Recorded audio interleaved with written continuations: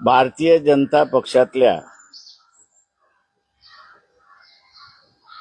नेत्यानेच आता त्यांचं भिंग फोडण्याची कार्यक्रम सुरुवात केलेला आहे.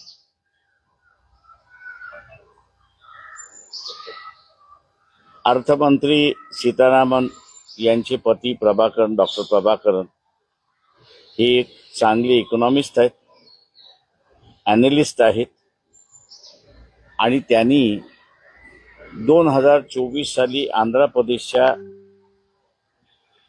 निवडणुकीच्या पॅटर्नचं त्यांनी अॅनालिसिस केलेलं आहे आणि त्यामध्ये त्यांनी असं म्हटलेलं आहे की इलेक्शन संपल्यानंतर 5% मतदान 4.95 असे त्यांचे फिगर्स आहेत, हे 11 ते 2च्या दरम्यान टाकण्यात आलेले आहे. त्यांचं हे विधान जे आहे ते अत्यंत गांभीर्यपूर्वक विधान आहे असं मी त्या ठिकाणी मानतो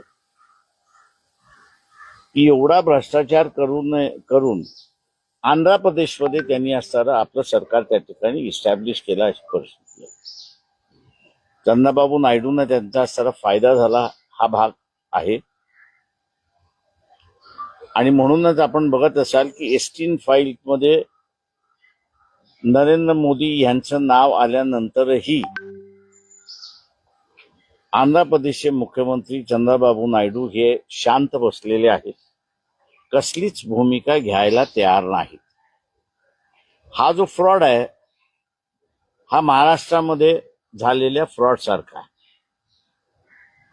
महाराष्ट्रामध्ये मतदानाची वेळ संपल्यानंतर 75 लाख मतदान हे करण्यात आलं अशी परिस्थिती आहे. दुर्दैवाने मी असं म्हणेन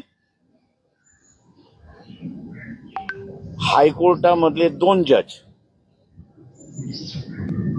पूर्ण हायकोर्ट असं म्हणणार नाही पण हायकोर्टामधले 2 जज यांनी चेतन आयरे भारतीय नागरिक मतदार हे महाराष्ट्राचे इलेक्शन कशा रीतीने चॅलेंज करू शकतात.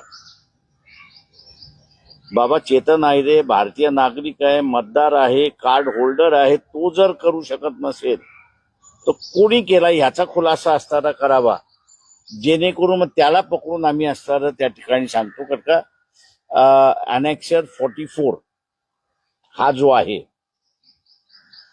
की ज्यामध्ये रिटर्निंग ऑफिसरने पोलिंगच्या दिवशी जे घडलेलं आहे ते सगळं द्यावं लागतं, तेच सबमिट केलेलं नाही.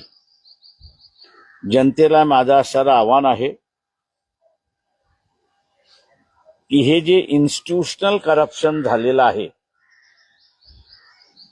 सरकारी पातळीवरती झालेलं करप्शन जे आहे ते आता एवढं वाढलेलं आहे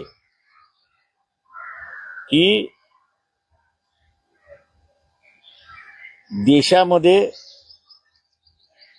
आम्ही काही केलं तरी चालेल आणि म्हणून जे काही करारनामे असणारे जे झालेले आहेत भारतीय अर्थव्यवस्थेला आणि त्याच्याच बरोबर भारताला नुकसानदायक झालेले आहेत अशी असणारी परिस्थिती आहे.